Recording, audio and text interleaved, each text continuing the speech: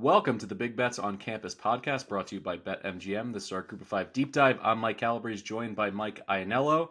And before we get started, I'd like to give a big hearty thank you to everyone in our listenership, our audience, everyone reaching out at the passing of my father last week, him and I, we just had a million memories together, as you can imagine. But in the world of college football in particular, he took me to my very first game. It was Michigan-Ohio State in the late 90s. Tom Brady led a fourth quarter drive. And basically from there, like, my love of college football just blossomed. And we ended up going to dozens of games together all over SEC country. And it was very meaningful to me, all the kind words, everything that was being shared on social media, in our, comments, as well as our reviews. I really appreciate that. And a special thanks to the entire Action Network family. So many people kind of blew me away with, their kindness, their insight, their caring. And also Mike Iannello here was one of those. I really appreciate you keeping it all together with Tim Kalinowski. Last week, I listened to the show. I really loved it. I thought you guys did a great job. So from the Calabrese family to the Action Network family and everyone who listens, we all really appreciate it. So thank you very much. Yeah, we're happy to have you back. We appreciate Tim filling in, but I love Tim, but it just wasn't the same without you. So we're definitely happy to have you back. Although I don't know if you said you listened to the show. We were pretty close to hitting the money line Underdog Parlay. You might have been Wally pipped it. We were a Wyoming blocked field goal, blocked extra point away from me and Tim cashing our parlay. So we might have to have him back just to do that section. He might. Yeah, I don't know Wally Pipp's career numbers. Probably a lot better than me in the Moneyline Underdog segment of this program. So I can't imagine that the GM would be all that's conflicted in terms of who they should go with. It'd be funny if Tim K just came in for that segment every week. 7-1. It's 7-1. It was a big one. You know what's going to make me feel good? Getting back into our G5 Heroes of the Week, because I have one that's a little bit obscure right off the bat. I love throwing out these names that you're like, who is that guy? We're going to start with Brian Hansen, the kickoff specialist for Colorado State, because there's nothing better than some late nights tomfoolery. Usually it was, the Pac-12 after dark. This is the Mountain West after dark. Colorado State digs themselves a huge hole. They need their specialist to have some perfectly fine-tuned onside kicks. He does it. So the redshirt freshman, a walk-on, mind you, goes ahead. The first one perfectly executed. The second one also perfectly executed. He gets called back on a penalty. I believe they blocked a guy before it went 10 yards. But he gave them life, and really it swung the entire game. They don't win that game without those extra possessions. And just a shout out to his hometown, Colleyville, Texas. That's where my college roommate at Mizzou was from. So it's nice to see that Colorado State has kind of a national recruiting net going after a kid who actually initially was a commit for UTSA, but then walks on at Colorado State and really saves their season. As we were talking about before the show started, saving the Colorado State win total for sure. Now that has life and has legs. So we'll see if Colorado State can also parlay that into maybe making a run and making it to the Mountain West Conference Championship game. Still a ton of work to be done. Still a lot of issues with them offensively. They go through these prolonged funks. But in terms of the G5 Hero of the Week, for me, what's better than having a kickoff specialist? Brian Hansen, thank you for doing the Lord's work, getting the Rams back into it. Calabrese, I'm glad that a week apart didn't dull our chemistry one bit. Because I wrote down Braden Fowler Nicolosi. There we go. All right. Because your guy did the dirty work and put the ball back in Fowler Nicolosi's hands. 3 touchdowns in the final 4 minutes. 33-yard touchdown pass with 0 seconds left to win, as you mentioned it. Saved our Colorado State win total. Tim asked me about this game on the pod. I said, obviously, I love the Rams, but I feel like they've been burned. They've burned us too many times where we trust them and they don't win. And just when I think we're out, they pull us back in. So maybe foreshadowing something to come on the show, but yeah, we're right there. We're riding the Rams once again. All right, let's kick it straight to our best bets here in week 8. Try to get off to a hot start. I'll let you go first this time. Yeah, I'm putting my money where my mouth is. Something that I gave out back in the summer on our conference preview shows. I told you in the summer I think Miami, Ohio wins the MAC. Well, this is basically a MAC title game preview, and I'm going to bet them in both games and hope I win one of them. I'll be honest, I hope it's the second one. But just in case it's not, I'm taking Miami, Ohio here, plus 1.5 against Toledo at home. I said it, and I think I've been proven right. Brett Gabbert's the best quarterback in the MAC. He has 14 touchdowns, just 4 picks this year, 9.2 yards per attempt. I know I'm higher on Daquan Finn than you are. I know you don't like him at all. I still think he's pretty good, but he doesn't have the explosiveness that Gabbert does, especially this year with our boy, Gage Larvadain, who has established himself as the most explosive player in the MAC. He's averaging 21 yards per catch. He is so good. Joe Wilkins, the Notre Dame transfer, has given them such a good possession guy, 2 lethal weapons. And Toledo's entire offense this year has been Penny Boone. And he's terrific. He runs the ball so well. But Miami has a great defense. They're 40th in the country in success rate against the run. And that's included bad games against Miami and Cincinnati. And that they're still that high. In 3 MAC games, they've allowed just 88 yards rushing per game. They don't allow big plays. They create a ton of havoc with Caden Woolard and Brian Ugwu. And Matt Solopek is probably one of the best linebackers in the MAC, so he's great against the run. Finn has 12 big-time throws this year and 10 turnover-worthy plays. It hasn't fully bit him yet, but I think it's there. It's lingering. Toledo, their defensive numbers are fine. We know they're pretty good on defense, but look who they've played. Illinois, Texas Southern, San Jose State, Western Michigan, Northern Illinois, UMass, and Ball State. Who's the best offense they've placed? They gave up 7 yards per play to UMass and Northern Illinois. So I think Miami has the better defense. I know they have the better quarterback. And they're at home here, catching 1.5. Give me Miami, Ohio here. I'm hoping for your sake, I wouldn't say go as far as say complaints from those, students at MAC schools, but it's like MACtion is great for the TV audience. We love it, having games on Tuesday and Wednesday.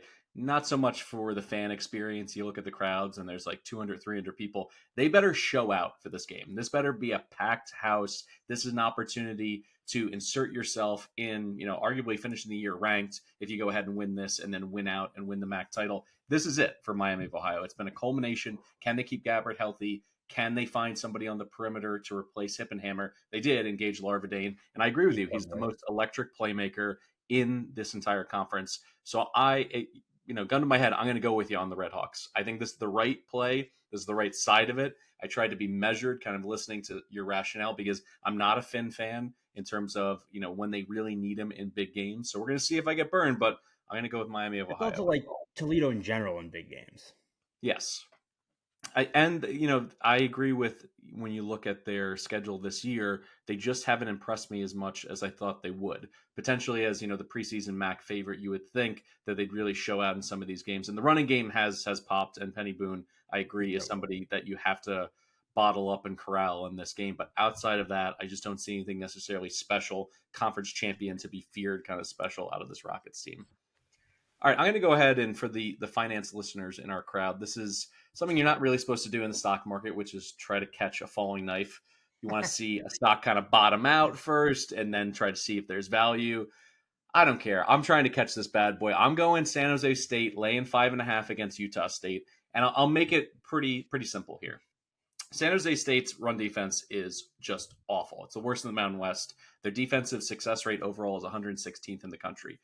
But the reason why I say catch the falling knife on this one, their schedule, unbelievable. USC, Oregon State, Toledo, Air Force, and they played at Boise. That explains why their record is what it is. And then when I start to look in for moments of optimism, there's plenty. This offense can pop. They're 17th in explosiveness. They're 31st in success rate on the ground. And Kyrie Robinson has 9 TDs in his last 5 games. Cordero, to me, is fine. I think he is properly positioned in this offense not to have to win games. He doesn't have to throw it 45 times. He doesn't need to go for 350 yards and multiple touchdowns for them to win. He just needs to protect the football. And this is up against a Utah State defense that cannot stop the run. Absolutely not. They're going to get shredded by Robinson in this game. They do stop explosive plays, but that's about it. That's the only good thing that you can say about this Aggies defense. So I'm going to go ahead and play a team that record-wise, when you're scrolling through your apps and you're looking, at the scoreboards, oh, San Jose State must stink. Just remember, this schedule was so daunting. They're losing to so many ranked teams: USC, Oregon State, Air Force, Toledo, who we just mentioned. They're not ranked, but they, are positioned to potentially win their conference. A lot of difficult games. I think it's hiding their value. I think they're a lot better. Even though Utah State has surprised both of us in terms of their feistiness this year. They end up covering by the hook against this exact same spread last week against Fresno. But I think San Jose State is better positioned. Just run, run, run. You saw it with Sherrod from Fresno State last week. I think he went for 130, a couple scores. I'm going to see even better numbers out of Robinson in this one. I'm going to go with the Spartans. What do you think? Have we bet against Utah State in like 5 straight shows? I mean, you tell me. At this point, like I said, I'm just going to keep riding it because Fresno State, we had Colorado State, we had UConn. I can't remember if we took Air Force or not, but it's been at least 4. Yeah. Well, eventually, I mean, you would think that we would be right at some point here. Yeah, A reminder to our audience, BBOC is presented by BetMGM. Use bonus code ACTION when signing up to get a $1,500 paid back bonus in bets if your first bet loses. For new users in Arizona, Colorado, Illinois, Indiana, Iowa, Kentucky, Louisiana, Maryland, Massachusetts, Michigan, New Jersey, Ohio, Pennsylvania, Tennessee, Virginia, West Virginia, and Wyoming. Terms and conditions apply. Must be 21 or older. Gambling problem? Call 1-800-GAMBLER. All right, now into one of my favorite segments. I missed it dearly in my week away, our round robin parlay. This is the G5 High Five. So remember, these are 5 picks. Package them together however you see fit in a round robin. 2s, 3s, 4s if you're feeling extra spicy, or just go the whole way with a 5-teamer parlay. We're going to give you 5 here, and I believe you're doing the heavy lifting this week, Ainello, with 3. But you did promise a gross Maction under, so I can't wait to hear that one. I'm going to end with that one. I'm going to start with welcoming you back in the perfect way fit to get. I got to get that hatred back bubbling up inside you. Give me Memphis minus 5.5 against UAB. Look, I bet Memphis last week against Tulane. Obviously, they lost that, but it's UAB ain't Tulane. And that was a weird game. Hennigan threw 2 bad picks. One of them, like, in and out of the receiver's hands. Their defense dropped, like, 4 picks that they should have had. 2 of them were probably pick sixes. It was just kind of a, it was the wrong side. Tulane's just good, but UAB's not. I still love Seth Hennigan. Demir Blankenship and Rock Taylor are nasty. They both had great games against Tulane. They both went over 100 yards. I love this Rock Taylor cat. I love both of them. A big part of my handicap last week, too, was how good Blake Watson has been as a runner and a receiver, that dual threat option. He got banged up early and played very limited snaps, and it showed. Hennigan did not have that safety blanket that he usually has. Ryan Silverfield called him day-to-day, sounded optimistic. Yeah, I'll feel a lot better about this if Watson's in, but I honestly still like it without him. That's why I'm giving it out. But he did sound optimistic. Hopefully he plays. UAB's 130th in the country in success rate on defense. They are miserable, and they can't stop the pass, and they can't stop the run. Memphis should be able to score at will here. UAB's been better on offense, I think, than I thought, but Memphis ranks 41st in the country on defense, 30th at creating havoc. The UAB offensive line is terrible. And Memphis is fantastic against the pass. And UAB is top 10 in the country in pass attempts per game. That's kind of what they want to do. And that's what Memphis' strength is. We have seen when UAB plays teams that are better than them, they get their doors blown off. Georgia Southern beat them by 14. Louisiana beat them by 20. Memphis is better than both of them. Georgia obviously beat them by 28. Tulane beat them by 12. UTSA beat them by 21. I think coming off a frustrating loss against the defending conference champion, that was kind of a measuring stick game for Memphis, and it was a disappointing loss. I expect the Tigers to flex a little here, get back on track. I think they run it up against UAB. They got an extra day's rest. Give me the Tigers. Because my first addition to the round robin is the rationale is so brief, I can spend a little extra time on this one. Getting back into the swing of things this week, what do I need to do first? Of course, sit down and watch the Trent Dilfer press conference on Monday, which I did. And now I consider the guy essentially a part of my weekly routine. So I know the ebb and flow. I know his body language. I know when he's holding back from saying something or when he's really, spitting the truth up on his little podium that says fire breathers only. He is essentially moving on to next year. He knows that he does not have the horses on defense. Like he says 1 or 2 nice things about, their D tackles, and that's basically it. Everybody else, they're just trying to get them lined up right. They're just trying to make sure that they don't have any critical errors. But when it comes to slowing anybody down, they can't do it at all. And I agree with you. If Blake Watson's a go in this game, I think they're going to get lit up. I think they'll give up north of 40 points. And offensively, Zeno has exceeded my expectations, but they're still not explosive enough. I like that true freshman or redshirt freshman they have at wide receiver. He's been, a bright spot for them. But outside of that, I just don't see UAB being able to hold up. Second part of this handicap, do you know what the trophy they're playing for in this one? Because this is a rivalry game between UAB and Memphis. Really? I don't. Yes, it is. And it's one of the coolest trophies in the game. And Trent was, sure to point out that the AD allowed him to try to pick it up and he could barely do it. It's like 81 pounds. It is the Battle of the Bones. And feel free to look it up on your phone, everybody. It is a big old slab of ribs, bronzed on top of like a little mini podium. It's incredible. It's why I love college football. I want more of these like weird, like the Platypus Cup and like all the shillelagh and all this stuff that they play for. But the playing for ribs, the press corps in Birmingham tried to entrap Dilfer. He was, pretty wily. He walked his way out of it. But he was saying, do you prefer dry ribs, the dry rub of Memphis style? Do you like, the slathered in sauce kind of Birmingham style? And he was very wise to say that he's a Birmingham man all the way. I am as well. I prefer my ribs that way. All right.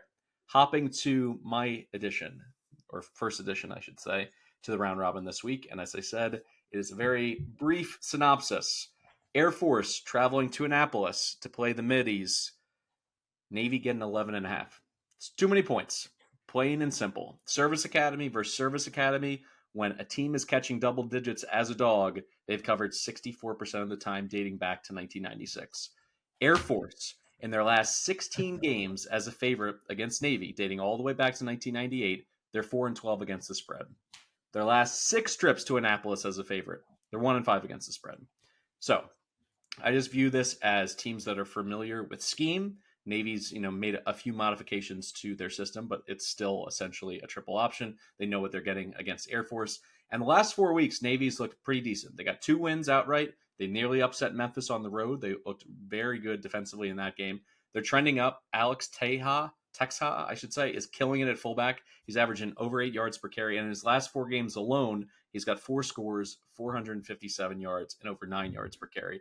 So I'm not going to get enamored with, the offensive stats because this is just going to be one of those running clock kind of games.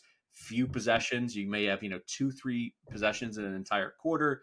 Double digits. That's too many. I'll take a Navy team that seems feisty. I think they'll get to, let's call it 5 wins. Maybe they can flirt with 6 in bowl eligibility in Newberry's first year.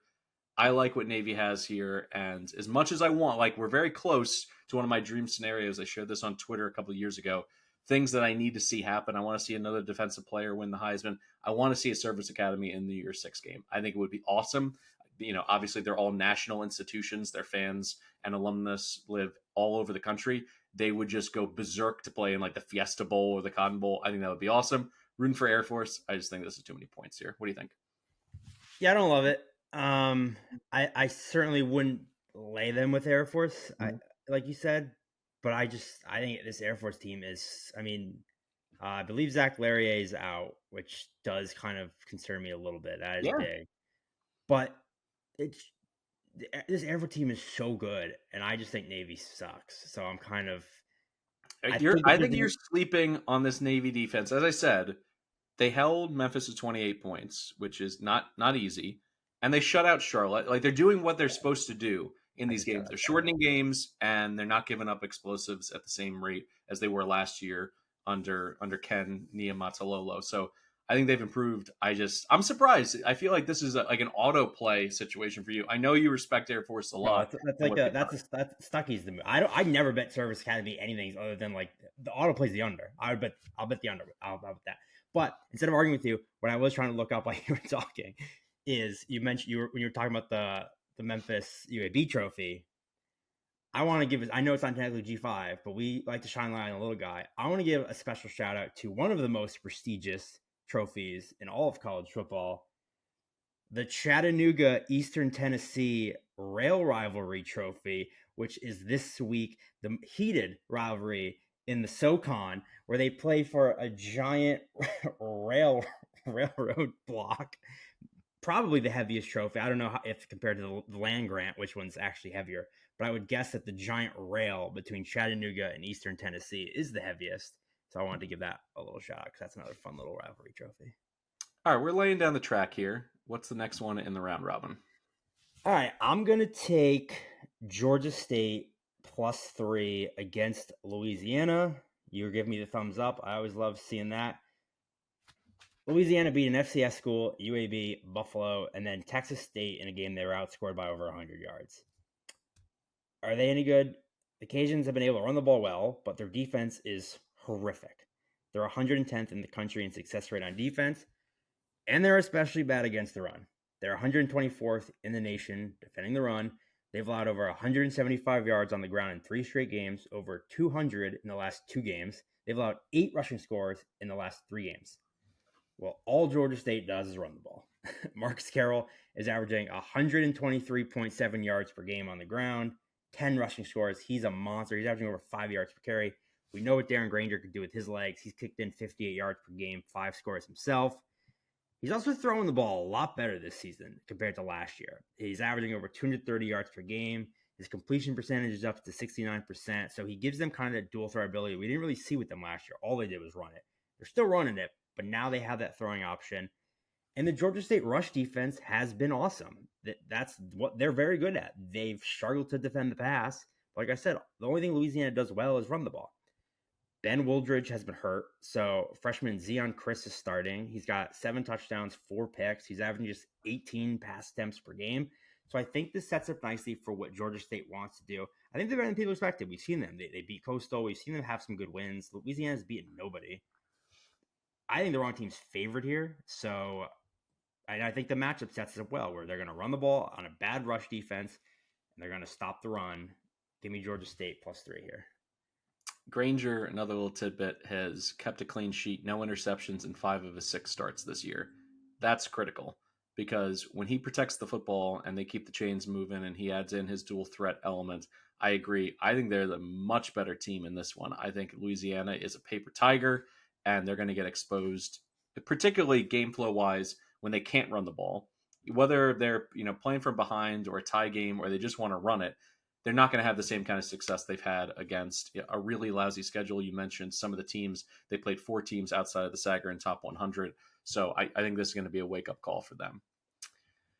This fall season is in full swing, which means if you're like us, you're busy watching football. You might be so busy that you're looking for a more convenient way to eat, and Factor ready-to-eat meals in just 2 minutes can take care of you.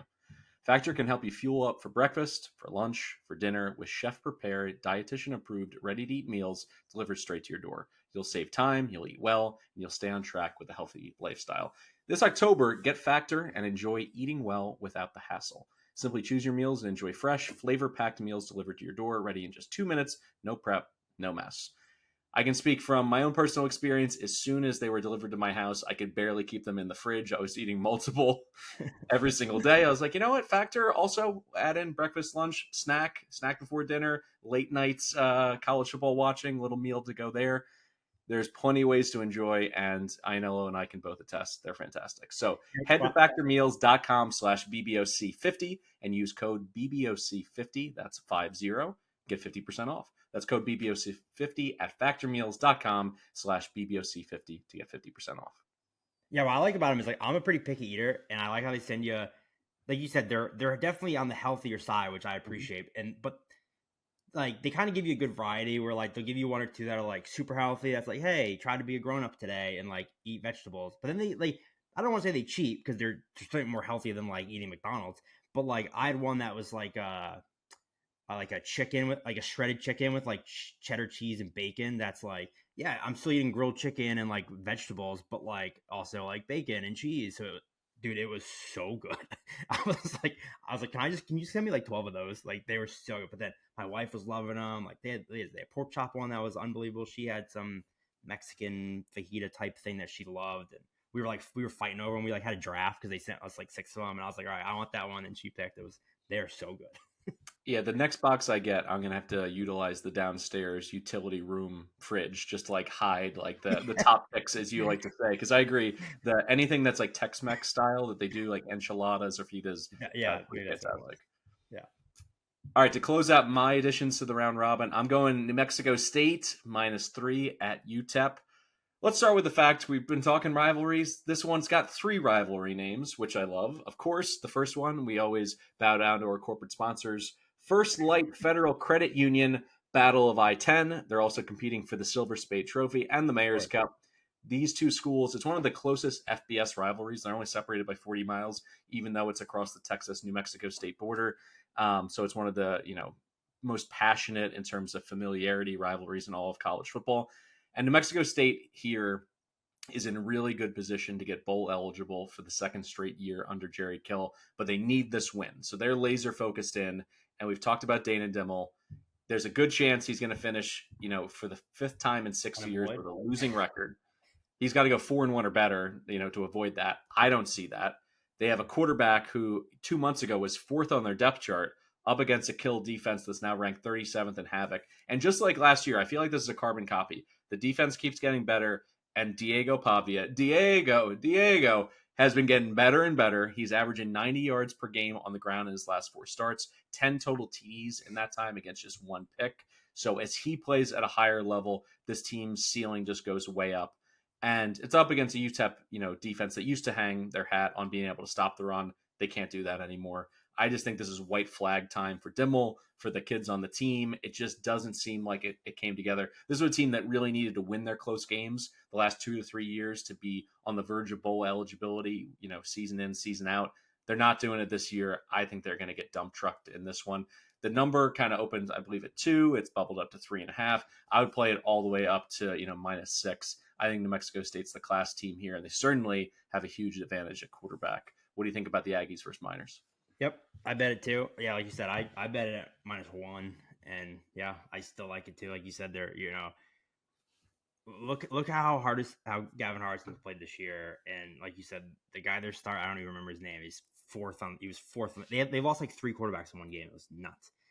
And yeah, it seems like the same thing happened last year. It's like the weather gets cold and Diego gets hot. That's just how as the season gets on. He just takes a while to heat up, and then he gets cruising down the stretch. So yeah, I definitely like this game. Basically, since he broke the seal, so to speak, Diego's just been absolutely popping off for the Aggies. Since that video leaked, he's just gone to a different level. So I appreciate Diego. I'm glad that I didn't have to shelf him for the entire year after a rough start. Did not play well against UMass in that opener, but like I said, the last 4 games, he's been the quarterback. I was hoping he was the JUCO national champion, kind of that gutsy leader. And just it's not just him either. It's run. So they don't need him to throw the ball more than probably 20 times in this game to get the dub. So I really like that. All right, close us out with your last addition. Wait, bro, I was going to say that the New Mexico State game, since we're both on it, this game's Wednesday night. Should we jump in the Action Network Discord maybe? If we get all our listeners to join and ride that bet with us, should we all have a little grouper in the Action Network Discord on a Wednesday night? I'm in. You don't need to threaten me with a good time. I can't wait, because either way, I'm going to get peppered with all of my, overly rosy glass looking, Aggies profiles for this whole year. Basically, every time I break them down, I'm playing them. So I'm going to go and put my money where my mouth is. I'll be there. We can chop it up. We can also talk college football player props. They'll be, slowly trickling in by Wednesday. So I think it'll be a good time to talk college football gambling. Yeah, I believe we'll put the link in the description to the podcast. If you guys want to chop it up with us on a Wednesday night, 9:00, me and Calabrese will be in the Action Network Discord. It's free to join. Link will be in the description. We'll talk some props. If you guys have any other questions about the weekend, maybe you guys can pick our brains on other games. But most importantly, let's all bet the Aggies. We'll sweat it together a little late night Wednesday night, CUSA. So if you guys are riding with us, jump in the Discord and we'll kind of all chop it up and root on Diego together. All right, for my last pick, I mentioned it. I'm going with a gross under. I got the push at 42 and my Kent State under. So I'm going a little bit lower here. I'm testing my boundaries. I wish I had the 42, but it's 41.5. I'm still going to take it. Give me Central Michigan, Ball State, under 41.5. This might be a weekly thing. The offenses and the MAC are so bad that, especially when we shift to Tuesday and it gets colder and wetter and rainier, I might just bet a gross under in the MAC every week. These are 2 teams that just cannot and do not throw the ball. Central Michigan is averaging 192 passing yards per game, 7 touchdowns, 9 picks. Ball State's averaging 168 yards per game, 7 touchdowns, 7 picks. Jace Bauer has been the guy for the Chips. He's more of a runner than a passer. Disappointing for our Chips futures, although it still has a shot. We've just not seen the Burt Emanuel we saw last year. He's got 2 touchdowns all year. He's averaging less than 4 yards per carry. The explosiveness with him is just not what we saw. Ball State's offense has been so bad they benched Lane Hatcher, who's like on his 7th school. Backup Caden Samanza is redshirting, so he's just not playing. I don't even know how to say his name. Kyle Kelly is who started last week. He's basically a wildcat quarterback. He had 16 pass attempts, 18 rush attempts. He completed 4 passes the whole game. 4 to his own team, 1 to the other team. Not the best ratio. These teams rank 104th and 121st in success rate on offense. I expect these 2 teams to just run the ball over and over and over, bleed the clock. And while neither team is great on defense, the offenses should make their jobs easy. Again, it's a Saturday. Don't watch this game. Don't even check the scores. Just check the Action Network app when it's over and hope to God they score less than 40 points. Give me Central Michigan, Ball State under 41.5. I'm going to check one thing, weather.com, because I'm assuming it's raining and gross. A little added bonus. There's a chance of rain, but more importantly, sustained winds of 15 miles per hour, gusts up to 28 miles per hour. That's what I'm talking about. I'm looking to neither of these teams really want to throw the ball that much anyway. But maybe they'll miss some more field goals. Yeah, just missed field goals, have some weird elements to the game. A lot of playing in between the 20s. I like that. I love the only reason my Kent State Eastern Michigan over pushed was because they literally started the game with Kent State tried to do an onside kick to start the game and Eastern Michigan housed it for a touchdown. It's just like, come on. So if that doesn't happen, if they kick it deep, that under hits. So we're going back to coaches don't do any onside kicks. Just kick the ball and play defense, and one of you will win 9-6. All right, we're going to close out this week, as we always do, with our Moneyline Underdog Parlay. It's pretty quick here. I'm surprised you didn't go with the Moneyline on Georgia State. I think they should be favored. You hit all the main points. Because I pulled the U this week. Yes. In addition to everything that you pointed out and why I think Louisiana is just ripe to get dump trucked in this game, one added element of this is not only has Georgia State been really good in terms of run blocking, but also their line has been great in terms of protecting from the negative plays happening to Granger. They're 20th in avoiding havoc in the entire country. And because of that, I think they're going to be playing from a position where they're ahead for a lot of this. It really opens up the playbook to them. I love what they've been able to do, in terms of the passing, rushing balance. And Carroll is a bell cow at this point, someone who had been more or less a member of a running back by committee for the majority of his career. There was probably questions, I think rightfully so. Could he be a feature back? He is. And this Louisiana team, I think this is finally the visual. The coyote runs off the cliff, but the legs keep going. He hasn't dropped yet. This is the moment. They're dropping straight down. Give me the Panthers. I think, plus 120, plus 125. Let's keep it. At this point, I need to get some dubs on the sheet. So let's go with a small underdog in this spot. See, look at us trading rolls. You're taking the small, field goal dog, just like, yeah, they can easily win this game. And I'm pulling a normal Calabrese move where I'm taking a touchdown dog and saying, keep your damn touchdown. I'll take the money line. I don't feel good about it. Give me Charlotte plus 225. The fighting Biff Pogies, you are making a very gross face. Look, Charlotte sucks, okay? They suck. They rank 127th on offense. They can't run the ball. They can't pass the ball. But unlike those Will Hilly teams at the end of especially his time, this Charlotte team is 49th in the country in success rate on defense. And the 49ers are especially good at defending the run. They held Georgia State, team we both just mentioned we love, 102 rushing yards. They held Florida to 111 yards rushing. Last week, Navy, 173 yards on 40 carries. I think East Carolina is a very similar team to Charlotte. They're 128th in success rate on offense. They've been one of the worst teams in the country at finishing drives. They can't score. They also can't pass the ball. They can't run the ball. They've been rotating 2 quarterbacks. They're both horrible. I think coming into the season, ECU started much, much higher in power ratings than Charlotte did, just based on, last year, the past couple years. And I think these books and power rating systems are just too slow to kind of bring them together. If you watch these two teams, if you dig into the numbers, there's really nothing different about them. They both suck on offense and are pretty good against the run defensively.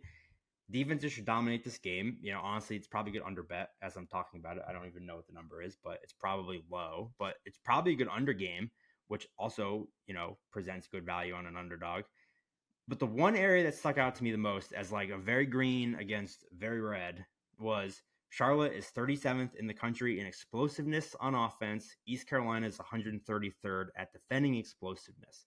Charlotte's especially explosive on the ground. I just think 7 is too many points for two very similar teams. I don't usually bet underdogs, so I'll probably just bet Charlotte plus 7.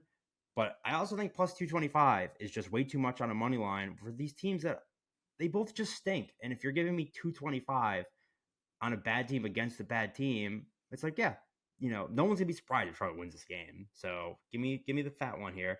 You took the little small one like I usually do. So we'll trade places and we'll hope it works. 40.5 on that total, by the way. Yeah, the only part that I can talk myself into from a mindset perspective is this is a year 0 with Biff, and he's trying to build the culture and kind of get any kind of positivity, and I think he has a better chance messaging wise to get his kids up for a game like this, as opposed to ECU, who have been a perennial bowl team for years with Mike Houston. Holden Nailor's not walking through that door. They're sitting at 1-5 right now. They're not going bowling, so both 1-5. It's easy to look at it to your credit and say, oh, these teams are similar. I'll just go with the home team. Where it's like, not really. There was one who kind of figured they'd be in a spot like this, which was Charlotte as they rebuild. And another team that I'm sure, in terms of this being a rebuilding year and having new pieces at quarterback and everything else, still thought to themselves, particularly after that Michigan game, they played hard down the stretch. And it's like, all right, as soon as we get into conference play, we get out of these paycheck games, things are going to start going our way. It hasn't. So from an emotional perspective, I can see the value on a team like Charlotte, even though what exactly are we banking on here? Just to win the turnover battle kind of thing? Like that's essentially what we're going to we're betting on we're betting on Finn and Garcia turn the ball over, and Jones breaks a big run, and they win 7-0. All right, we'll close it out here. Were there any games? It sounds to me like this was kind of a lean slate for you, and we were squeezing the toothpaste tube just to get out all the round robin picks and some of these money line underdogs. But were there any picks on the cutting room floor? Yeah, you mentioned it. I had New Mexico State against UTEP on Wednesday, and I also had New Mexico against Hawaii as a short home dog there. Hawaii's been better, but I still don't think they're great. So I'd still probably have New Mexico a little bit ahead of them, especially at home. So those were kind of the only two I really considered. For me, the one that I was kind of on, and I didn't pull the trigger here on the pod just because, I mean, let's be honest, they've been a freight train just running over everybody since moving up to FBS. But how good is James Madison? Like, really do we know? Because their schedule has been really rough in terms of, like, they played Bucknell, they played Virginia, so they got an FCS school and one of the worst FBS teams right out of the gate. And yes, they've looked impressive. They continue to improve defensively. They look like a wagon. My question is, offensively, is this smoke and mirrors, or is this truly another Centeio situation where he's just the quarterback whisperer? He gets these transfer cast-offs that nobody else wants, and he turns them into top 30 quarterbacks. I think this is the spot. If you don't believe that James Madison's going to run the table and then get hosed by the NCAA saying that they can't play in the title game and everything else, if that's true, you got to play Marshall plus 3.5. Once it's over that hook, Marshall is a team that plays well at home. They have the upside offensively. I know they're running into, statistically, one of the very best run defenses in the country, but Rasheen Ali is a future NFL running back. I don't know if he'll be a starter in the NFL. He'll probably go to the LA Rams where every other week they're like, this is our new starting running back. He'll run for 100 yards, get hurt, and then, you never hear from him again. I think he's like that level where if he gets to the pros, he gets the right scenario, like he can catch, he can break big runs, he can move the pile, like he can do it all. So they are going to need him to break a Duke's run defense that has not been broken. But with all that being said, I think the value's there. I think James Madison does drop a game this year. And I think at the very least, I'll go ahead and take over the key number of 3. Yeah, I love Marshall. I'm on their win total over as you are. I can't do it. I think James Madison is really good, and I think they just are consistently undervalued. I wouldn't play it at 3.5, but if it dropped to 3, I would consider taking the Dukes. If it dropped to 2.5, I would definitely take James Madison here. I just think, like you said, this run defense is so good, and we haven't seen anyone beat them. And as much as I love Rasheen Ali, if James Madison can slow him down a little bit, we still have not seen Cam Fancher do anything remotely resembling competent quarterback play. That if Ali's taken out of the equation at all, I don't think Fancher could beat anybody. So I just think it's a bad matchup for Marshall. So I would take the Dukes if it got under 3. At 3.5, I'd probably just let it ride and hope Marshall wins for our win total. But I would lean the Dukes in that one. Speaking of win totals, UConn not going to get there. South Florida laying 2.5.